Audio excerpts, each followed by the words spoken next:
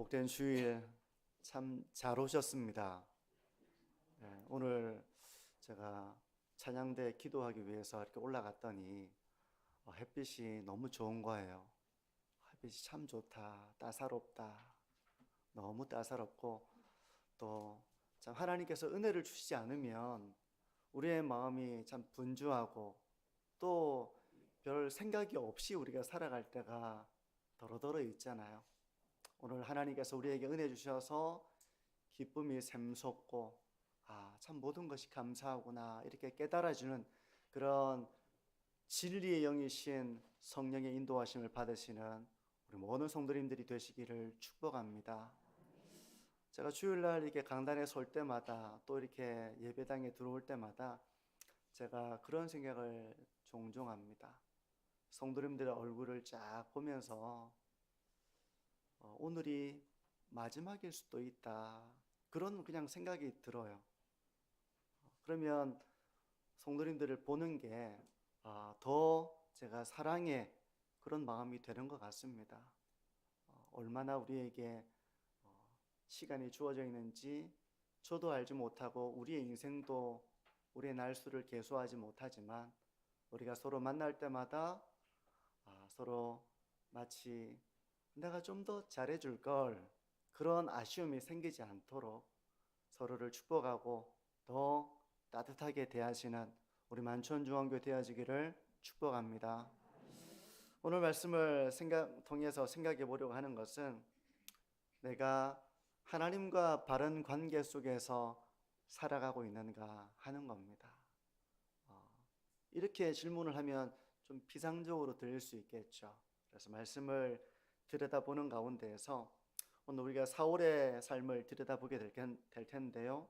그의 문제가 무엇인지, 또 사울과 나의 삶을 비교해 보면서 내가 지금 바른 영적인 길을 걸어가고 있는지 한번 자신을 점검해 보면서 하나님과의 바른 관계 속에서 신앙의 길을 걸어가는 저와 우리 성도님들 되셨으면 합니다. 오늘 본문의 배경에는요, 사울왕의 마지막 모습을 보여주고 있습니다. 말년의 사울의 모습이에요. 그가 죽기 전에 어떤 모습이었는가, 그런 사울의 모습을 보여주고 있는데, 배경은 블레셋과의 전쟁을 배경으로 하고 있습니다. 4절을 보시면 이렇습니다. 블레셋 사람들이 모여 수넴에 이르러 진침해 사울이 온 이스라엘을 모아 길보아에 진쳤더니, 길보아산은 사울이 마지막 최후를 맞이하는 장소입니다. 이제 블레셋과의 전쟁을 앞두고 사울이 전쟁이 불리하다고 느꼈던 걸까요? 이 블레셋 군대를 보고 그 진영을 보고 또 누구보다도 자기의 형편과 현실은 내가 제일 잘 알잖아요. 사울이 보기에 참 불리하다고 느꼈는지 사울은 두려웠습니다. 이 전쟁에서 이길 수 있을까? 이 전쟁을 통해 나의 운명은 어떻게 될까? 우리나라의 이 운명은 어떻게 될까? 그런 마음으로 그의 마음이 요동쳤습니다. 불안했죠. 하나님께 기도했습니다. 근데 하나님이 어떤 방식으로도 사울에게 응답하지 않으셨습니다. 5절과 6절을 보시면 이렇습니다. 사울이 블레셋 사람들의 군대를 보고 두려워서 그의 마음이 크게 떨린지라. 사울이 여호와께 묻자오되 여호와께서 금으로도 우림으로도 선지자로도 그에게 대답하지 아니하시므로. 꿈으로도 아무런 꿈을 주지 않으셨습니다. 이 전쟁에 대해서 어떤 결과가 있을 것인지 어떤 꿈도 주지 않으셨습니다. 그리고 우림으로도, 우림은 국가에 중대한 일이 있을 때 하나님의 뜻을 물을 때 이 대제사장이 사용했던 건데요. 아마 대제사장을 통해서 우림으로 한번 물어보시오 했겠죠. 근데 하나님이 대답하지 않으셨습니다. 선지자를 통해서도 말씀하지 않으셨습니다. 너무 답답한 순간이었어요. 결국 이 사울은 하나님께 묻기를 그만두고 자신에게 대답해 줄 그 무당을 찾게 됩니다. 7절이 그 내용인데요. 사울이 그의 신하들에게 이르되 나를 위하여 신접한 여인을 찾으라. 내가 그리로 가서 그에게 물으리라 하니 그의 신하들이 그에게 이르되 보소서 엔돌에 신접한 여인이 있나이다. 우리 학생들은 신접이 뭔지 잘 모르는 우리 학생들도 있겠죠. 신접이라고 하는 것은 이제 무당이 점을 치기 위해서 신을 부르는 것입니다. 신이 자기에게 임하는 거예요. 그러고 나서 무당이 하는 말은 무당의 말이 아니라 신의 말입니다. 그러니까 이 신접해서 신의 어떤 음성을 듣고 싶다. 이 모든 상황에 대해서 초월적인 존재인 그 신이 이 전쟁을 어떻게 내다보고 있는지, 만약에 이 전쟁이 불리하다면 어떻게 하면 전쟁에 이길 수 있는지 그 신통한 내가 비밀을 알고 싶다. 그런 마음으로 신접한 여인을 찾으려고 한 것입니다. 요즘식으로 보자면 부적을 써야 하는지 구슬해야 되는지 도대체 어떻게 하면 이길 수 있는지 그 방도를 초월적인 존재를 통해서 사울이 알고자 했던 거예요. 근데 이런 행위는 하나님이 가장 미워하시는 일 중에 하나였습니다. 레위기 19장 31절에는 이렇게 말씀합니다. 너희는 신접한 자와 박수를 믿지 말며 그들을 추종하여 스스로 더럽히지 말라. 나는 너희 하나님 여호와이니라. 신접한 자, 무당이 보통 신접하죠. 박수는 남자 무당을 박수라고 합니다. 그러니까 이렇게 어떤 초월적인 이런 악령 또 그런 세계를 추종하면서 어떤 점을 치고 하는 그 일을 하지 말라는 것입니다. 만약 이스라엘 백성 중에 누군가가 무당이 된다거나 신접하거나 하는 사람이 있다면 율법에 따라서 그 사람은 사형에 처해져야 했습니다. 그러니까 이 일이 상당히 심각한 죄였던 것이죠. 그러니까 하나님의 계시를 의존하고 하나님의 말씀을 듣고 그리고 그 말씀에 순종함으로 말미암아 하나님의 백성다운 삶의 길을 걸어가는 것이 아니라 하나님을 의지하는 것이 아니라 악한 영들을 찾아가서 도움을 구하는 이 일은 하나님이 가장 가증스러워하는 일 중에 하나였습니다. 사울이 궁지에 몰리자 하나님이 어떤 방식으로도 응답하지 않으시자 사울이 생각한 것은 자신이 다 쫓아냈던 그 신접한 자 무당을 찾아가게 된 겁니다. 우리 중에는 그런 사람이 없겠지만 어떤 사람은 이 사울을 옹호해주고 싶은 그런 마음이 드는 사람이 있을지도 몰라요. 우리 중에는 그런 사람이 없겠죠. 왜냐하면 아니 하나님이 응답을 안 해주셨잖아요. 하나님이 응답을 해주시면 사울이 신접한 자를 찾아가겠습니까? 하나님이 응답을 해주셔야죠. 이렇게 뭔가 좀 하나님 앞에 이렇게 좀 돌아오고 싶은 사람이 있을지도 모릅니다. 성경을 읽으면서 하나님이 응답을 안 해주시니 별 수 없이 신접한 자를 찾아가는 거 아닙니까? 하면서 이렇게 생각하는 사람이 있을지도 몰라요. 그런데 사울이 왜 하나님께서 이 사울에게 침묵하시는가? 그 이유를 우리는 생각해야 됩니다. 왜 이렇게 사울이 하나님께 묻지만 하나님은 침묵하시는가? 하나님은 왜 응답하지 않으시는가? 우리가 이걸 물어봐야 됩니다. 이걸 생각해 봐야 됩니다. 왜 침묵하셨습니까? 왜 하나님은 응답하지 않으셨습니까? 그건 바로 이미 사울이 오래전에 하나님을 떠났기 때문에 그렇습니다. 이미 하나님과 사울의 관계는 오래전부터 단절되어 있었습니다. 단절되어 있었어요. 만약에 큰 잘못을 저지른 상태라면 뭔가를 요구하기 전에 해야 할 일은 뭐겠습니까? 네, 하나님 잘못했습니다. 제가 그동안 하나님을 떠나 있었습니다. 그런 회개가 필요한 것이죠. 만약에 남편이 직장에서 돌아와가지고 아내와 상태가 관계가 좋지 않아요. 그러면 어떻게 됩니까? 뭐 관계가 어떻든 말든 밥 줘. 이렇게 밥 달라고 할 것이 아니라 그 전에 여보, 내가 참 미안했어요. 이렇게 사과를 해야 되는 것이죠. 뭐 아내도 마찬가지입니다. 아내도 무슨 일이 있을 때 남편에게 도와달라고 하기 전에 먼저 여보, 내가 참 실수했어요. 참 내가 부족해서 그런 잘못을 했네요 하면서 사과를 하는 것이 우선입니다. 그렇잖아요. 이런 진심의 사과가 없이 심지어 자기가 뭘 잘못했는지도 모르는 채 나의 요구사항만 앞세운다면 이거 해줘, 이거 해줘, 뭐 밥 줘, 뭐 이렇게만 만약에 예를 들어서 한다면 그것은 건전하고 바른 관계가 되지 못할 것입니다. 그건 뭐 자기의 유익을 앞세우는 관계이고 상대방은 나의 필요를 따라서 내가 필요한 것을 채워줘야 될 존재일 뿐 인격적인 관계, 친밀한 관계, 그런 존중의 관계의 모습은 아닌 것이죠.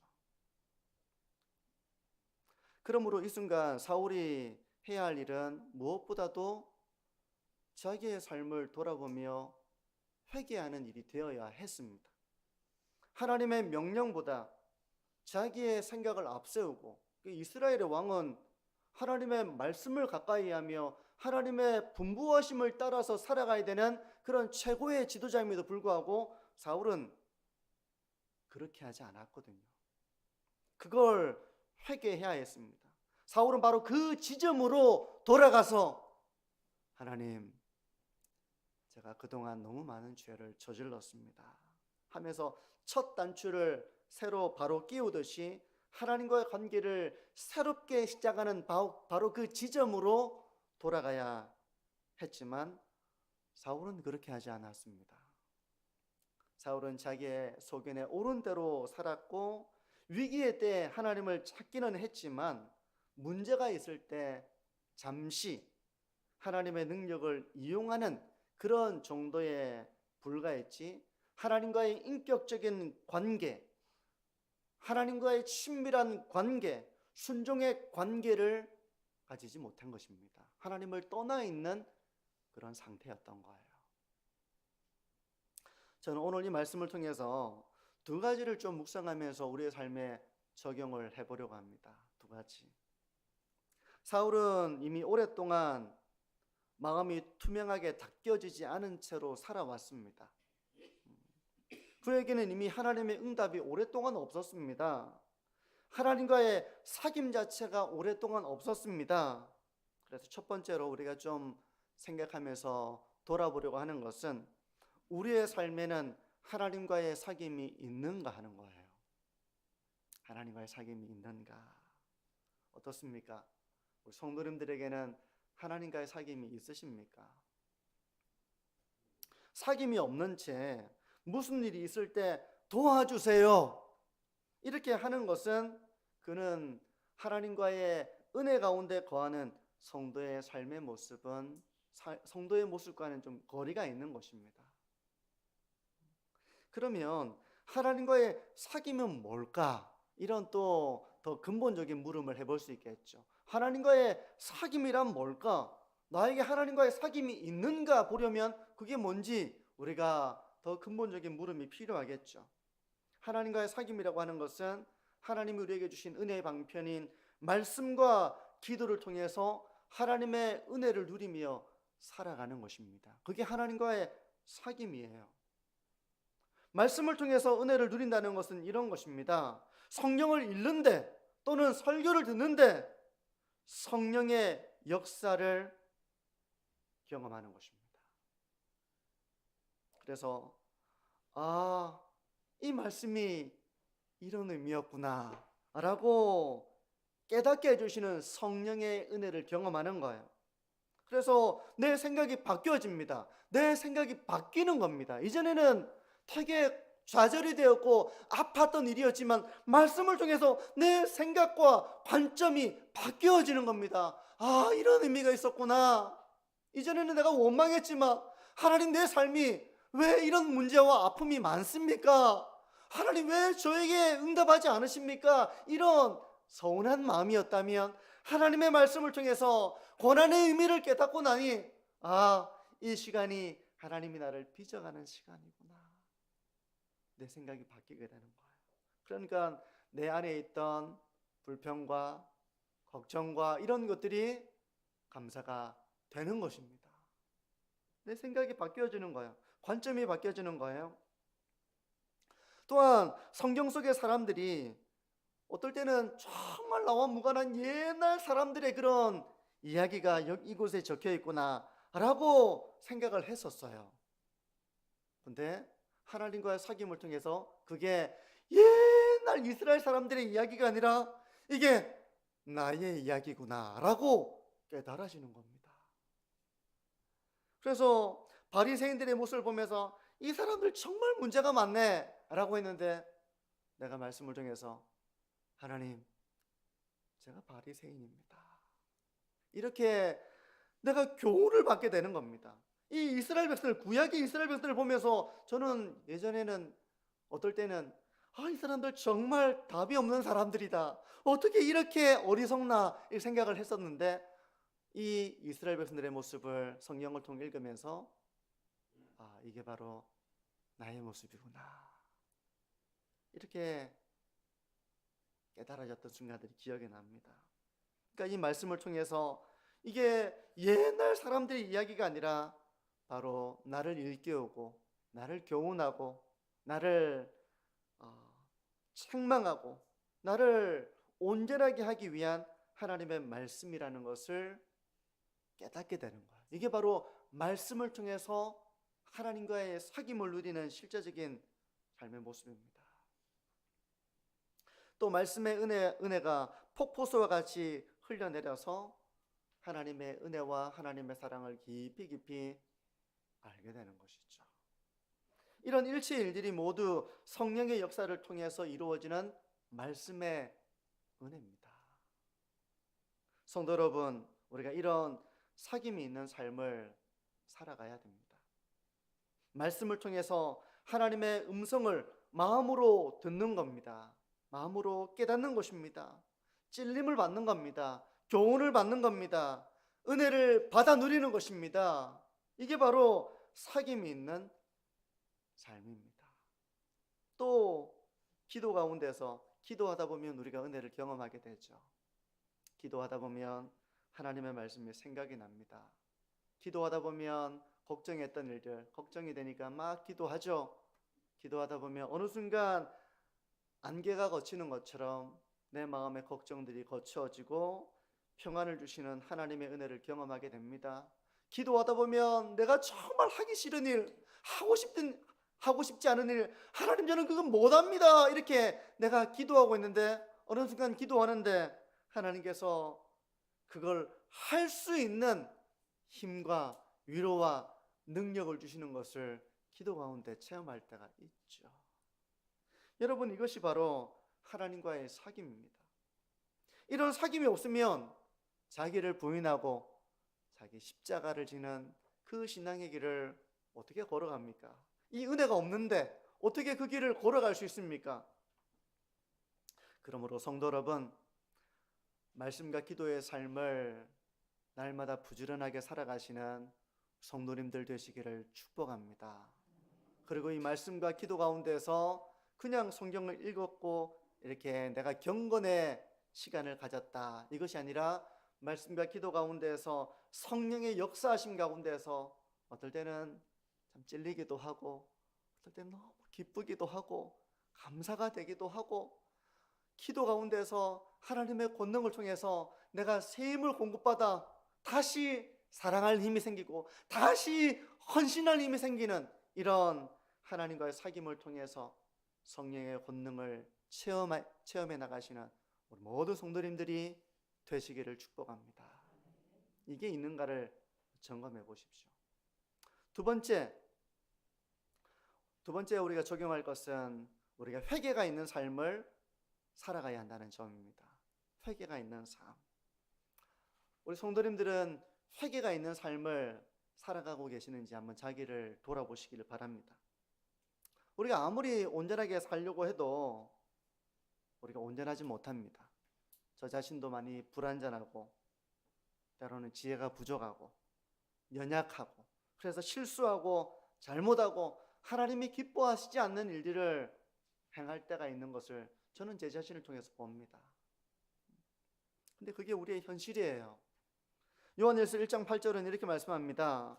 만일 우리가 죄가 없다고 말하면 스스로 속이고 또 진리가 우리 속에 있지 아니할 것이요. 스스로 만약 여러분들이 나는 죄가 없는데, 나는 온전한데, 나는 바르게 살아가는데 라고 한다면, 결백하다고 말한다면 그건 자기를 속이는 일이라고 말씀하는 겁니다.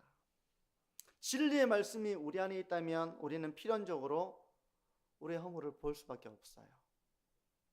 거울 앞에 서게 되면 우리가 얼굴에 묻은 것을 보게 되는 것처럼 하나님의 말씀이라고 하는 이 거울 앞에 서게 되면, 우리의 영혼의 거울 앞에 서게 되면 우리는 필연적으로 우리 허물을 보게 됩니다.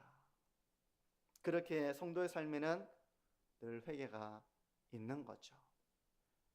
요즘 우리 성도님들은 어떤 회개를 하시면서 살아가고 계십니까? 하나님 앞에서 우리의 내면을 들여다보면서 회개하는 삶을 살아간다면 우리가 형식적인 신앙에 빠지지 않을 겁니다. 어느 순간 전에도 말씀드린 것처럼 식사기도하는 모습이 상당히 형식적으로 변해가는 이 모습을 보는데, 그게 말씀을 통해서 나의 모습을 보는 거예요. 그리고 그걸 회개하는 겁니다.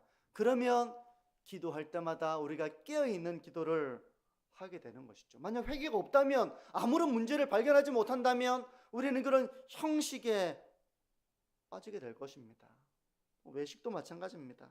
우리의 삶을 돌아보면서 회개하는 사람은 외식하는 삶에 빠져있지 않겠죠. 때로 우리가 외식할 때도 있을 것입니다. 하지만 우리가 그런 삶을 지속하지 않는 것은 우리가 하나님 앞에서 자기의 삶을 돌아보면서 회개하기 때문에 그런 것입니다. 우리가 배우자와의 관계든 자녀들과의 관계든 가족들과의 관계 속에서 우리의 부족함을 볼 때가 많이 있을 겁니다. 지혜롭지 못한 말과 행동들, 이기적인 모습들, 이런 것을 돌아보면서 회개한다면 그 가정의 관계는 잘 세워져 나갈 수 있습니다. 회개한다면.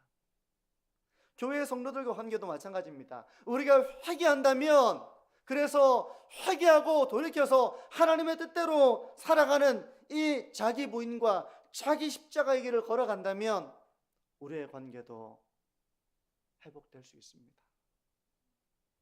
어떻습니까?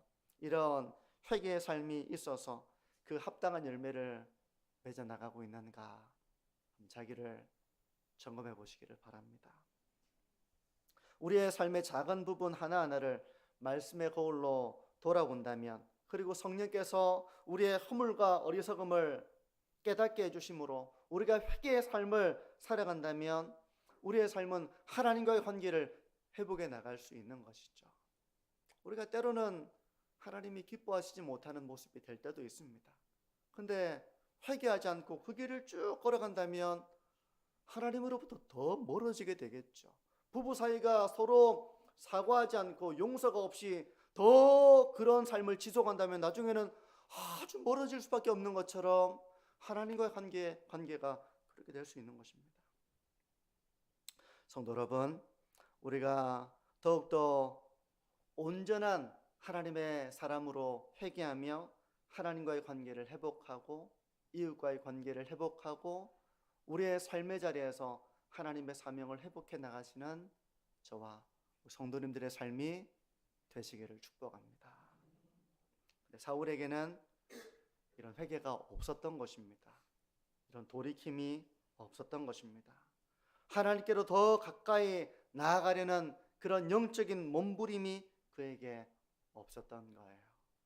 언제나 자신이 어떤 잘못을 저지르든 어떤 죄를 짓든 그건 돌아보지 않고 내 필요가 있을 때만 하나님 응답해 주십시오 하는 그런 모습이 바로 사울의 모습이었던 것입니다. 성도 여러분, 우리는 오늘 사울이 마지막 전쟁에서 전사하기 전에 그 마지막 사울의 모습을 들여다보았습니다. 그는 하나님과의 사귐이 없는 삶을 살아갔습니다. 비록 나라의 중대한 그 일 앞에서는 하나님을 찾기는 했지만 그에게 우선적으로 있어야 될 모습은 바로 마음을 투명하게 하기 위한 전제 조건인 하나님과의 사귐이었습니다. 그리고 그 사귐 속에서 교훈을 받고 양육을 받고 영적으로 성장해가며 하나님과 교제하는, 하나님과 동행하는 그런 삶의 길을 그가 걸어가야 했던 것이죠. 성도 여러분, 오늘 이 말씀을 통해서 내 삶이 하나님과의 사귐이 부족하다 이렇게 느껴지는 분이 계시다면 이것을 다시 회복하시기를 바랍니다. 하나님과 관계를 회복하는 것입니다. 성경을 다시 읽으세요. 올 연초에 성경을 막 일독하겠다 했던 그런 계획들이 지금 지속되지 못하는 경우도 있겠죠.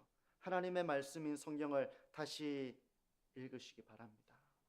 그리고 말씀을 읽는 가운데서 내 영혼을 정화시켜 나가시는 하나님의 역사, 성령의 역사를 맛보시는 우리 모든 성도님들의 삶이 되시기를 바랍니다.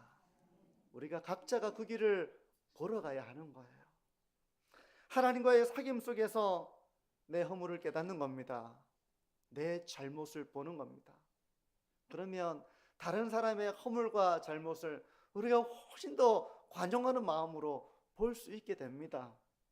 나도 부족하니까, 우리 모두 부족하니까 하면서 그런 마음으로 다른 사람의 허물을 볼 수 있게 되는 것이죠. 그리고 회개하며 하나님의 뜻을 따라 순종하는 삶의 길을 우리가 걸어감으로써 하나님과 관계를 회복하고 이웃과의 관계를 회복하며 우리의 사명을 첫 마음으로 돌아가 감당해 나가시는 저와 우리 모든 성도님들의 삶이 되시기를 주님의 이름으로 축복합니다. 기도합니다.